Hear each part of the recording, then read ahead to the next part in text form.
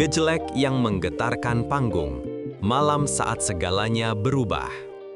Tidak ada yang benar-benar siap malam itu. Penonton duduk tenang, juri memperhatikan dengan seksama, dan kamera bergulir seperti biasa. Namun ketika Fallen melangkah ke panggung, sesuatu terasa berbeda. Ia tidak hanya tampil, ia menggetarkan seluruh ruangan. Satu kata bergema dari bibir para penggemar, gejlek. Apa arti dari gejlek? Secara harfiah, tidak ada. Tapi dalam konteks malam itu, gejlek adalah simbol dari getaran emosional, energi mentah yang mengguncang. Musik yang ia bawakan tidak hanya terdengar, tapi terasa hingga ke dada. Dan saat beat berpadu dengan ekspresi wajahnya, publik tahu ini bukan penampilan biasa. Namun, di balik panggung ada lebih dari sekadar nada. Ada desas-desus yang mulai mencuat. Fallen sedang tidak ditemani coachnya, sebuah kekosongan yang mencurigakan. Tapi anehnya, ia tampil lebih kuat, lebih matang, dan lebih hidup. Apa yang mendorong transformasi ini? Apa yang membuat Fallen tampak seperti telah melewati malam-malam penuh renungan dan latihan rahasia? Kita belum tahu jawabannya. Tapi satu hal pasti, malam itu segalanya berubah. Talenta yang tak biasa, bukan sekadar peserta biasa. Fallen bukan tipikal peserta yang hanya bersandar pada suara. Ia memiliki kelebihan yang jarang terlihat di panggung kompetisi besar, kemahiran memainkan alat musik. Keyboard menjadi senjatanya, dan dari sanalah segalanya bermula. Ia bisa menggali melodi sendiri, tanpa bergantung sepenuhnya pada arahan pelatih. Dalam sebuah kompetisi yang biasanya diwarnai oleh tekanan dan ketergantungan, kemandirian Fallen menonjol. Ia tidak sekedar menyanyikan lagu yang diberikan. Ia mengulik, membongkar, menyusun ulang. Ia membentuk versi yang mencerminkan hatinya. Kalau bisa main musik, itu membantu cari melodi sendiri. Komentar salah satu juri, sebuah pengakuan yang mengkonfirmasi bahwa Fallen bukan hanya tampil bagus, ia paham apa yang ia nyanyikan. Namun di balik kemampuannya itu, ada rasa hampa. Coachnya tak terlihat di malam penting itu. Apakah ini ujian? Atau tanda pergeseran strategi di balik layar? Pertanyaan itu belum terjawab. Tapi satu fakta tak terbantahkan, Fallen membuktikan dirinya bukan sekadar kontestan. Ia adalah seniman, coach yang hilang, malam krusial tanpa pendamping. Ada sesuatu yang ganjil. Biasanya, malam penampilan adalah saat di mana peserta tampil dengan dukungan penuh coach mereka. Tapi tidak malam itu. Coach Fallen absen, tak terlihat di kursi belakang panggung, tak terdengar suaranya memberi semangat di belakang layar. Awalnya, tidak banyak yang menyadari, fokus penonton sepenuhnya tertuju pada panggung dan penampilan memukau Fallen. Tapi perlahan, percakapan di belakang kamera mulai berubah arah. Kok coachnya nggak ada ya? Bisik salah satu host. Ketidakadilan itu menimbulkan spekulasi. Apakah ini bagian dari strategi? Ataukah ada konflik yang sedang disembunyikan dari publik? Dalam dunia kompetisi, keputusan sekecil apapun bisa berdampak besar. Dan ketika seorang peserta tampil luar biasa tanpa dukungan langsung dari pembimbingnya, pertanyaan tak terhindarkan. Apakah Fallen sedang membuktikan sesuatu? Beberapa komentar mengarah pada Mila, sosok yang belakangan ini sering terlihat di dekat Fallen. Apakah dia yang kini mengambil alih peran sebagai penyemangat? Kisah ini belum selesai, karena saat satu pintu tertutup, satu pintu lain terbuka, dan di baliknya ada Mila. Mila, kerudung putih dan tatapan yang tertangkap kamera. Di antara kilauan lampu panggung dan riuhnya sorak penonton, satu sosok mencuri perhatian kamera. Bukan karena berdiri di atas panggung, tetapi karena caranya melihat. Mila mengenakan kerudung putih malam itu, hadir bukan sebagai peserta, bukan sebagai coach, tapi sebagai sesuatu yang lebih sulit dijelaskan. Sorotan kamera tidak pernah bohong. Saat Fallen sedang latihan, Mila melintas. Bukan sekedar lewat, ia berhenti, diam, menoleh, dan seolah waktu ikut melambat. Tatapan itu terekam, kamera menangkapnya, dan penonton pun bertanya, apa makna di balik isyarat diam itu? Kerudung putih, simbol kesederhanaan, kemurnian, atau mungkin pernyataan halus. Entah disengaja atau tidak, Perpaduan visual antara Valen yang sedang mencurahkan jiwa ke dalam nada dan Mila yang memperhatikan dalam diam menjadi fragmen cerita yang sulit diabaikan. Para host mulai berspekulasi, beberapa menyebutnya kode, yang lain menyebutnya penguat emosional. Kisah ini belum selesai, karena saat satu pintu tertutup, satu pintu lain terbuka, dan di baliknya ada Mila. Namun, sebagian besar sepakat kehadiran Mila bukanlah kebetulan. Ada sesuatu yang lebih besar di balik diamnya itu. Dan publik pun mulai memperhatikan. Lebih dari sekedar musik, mereka mulai mencari cerita di balik panggung. Kode yang tersirat saat Mila berhenti melangkah. Dia berhenti. Dua kata itu memicu serangkaian spekulasi.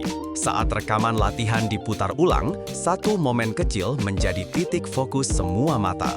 Mila yang seharusnya hanya lewat, justru berhenti.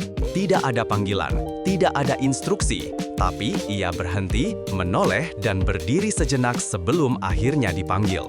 Di dunia kompetisi yang padat aturan, gerakan sekecil ini bisa berarti banyak. Para pengamat tajam menyebutnya kode emosional.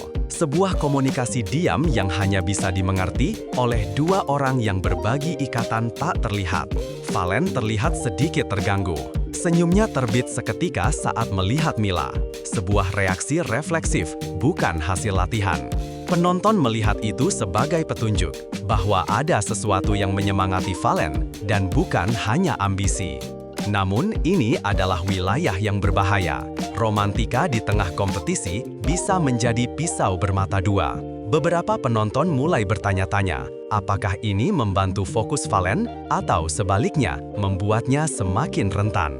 Yang jelas, Mila telah memberi tanda, bukan dengan kata-kata, tapi dengan diam yang menyimpan makna. Dan bagi Valen, itu cukup. Ketika lagu menjadi surat cinta tanpa kata. Malam itu, Valen tidak hanya menyanyikan lagu. Ia menyampaikannya seperti pesan rahasia. Seolah setiap notasi, setiap jeda, setiap lengkungan nada adalah bentuk komunikasi yang tidak bisa ia sampaikan dengan ucapan. Karena Valen telah menggejelek-gejelek hatiku, ucap seorang host dengan senyum penuh arti. Kalimat itu mencerminkan apa yang dirasakan banyak orang. Lagu yang dibawakan Valen malam itu bukan sekedar karya musik, itu adalah surat cinta yang tidak pernah ditulis. Gejelek, istilah yang diciptakan sendiri, yang berarti apapun yang terasa saat hati diguncang oleh sesuatu yang tidak bisa dijelaskan.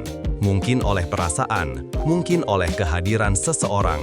Dan publik tahu siapa yang ada di pikirannya, Mila. Yang menarik, Valen tidak pernah menyebut namanya, tidak pernah menyatakan apa-apa. Tapi ekspresinya, pilihan nadanya, cara ia membiarkan momen diam setelah ref mengambang di udara, semua terasa seperti pesan tersembunyi.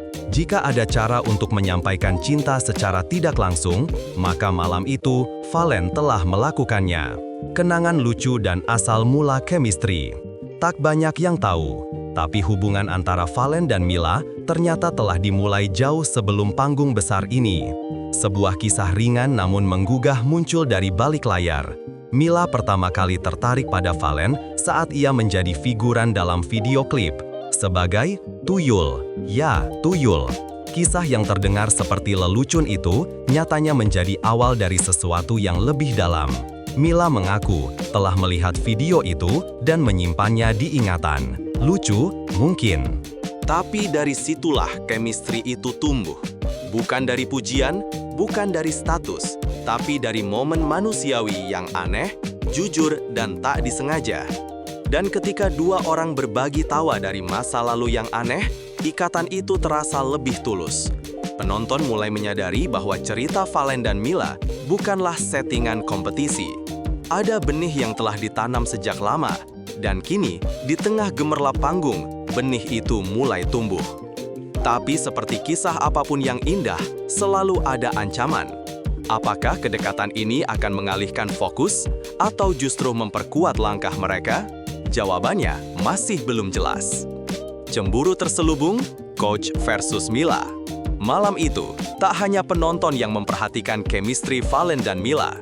Para host pun mulai mengajukan pertanyaan yang tidak biasa.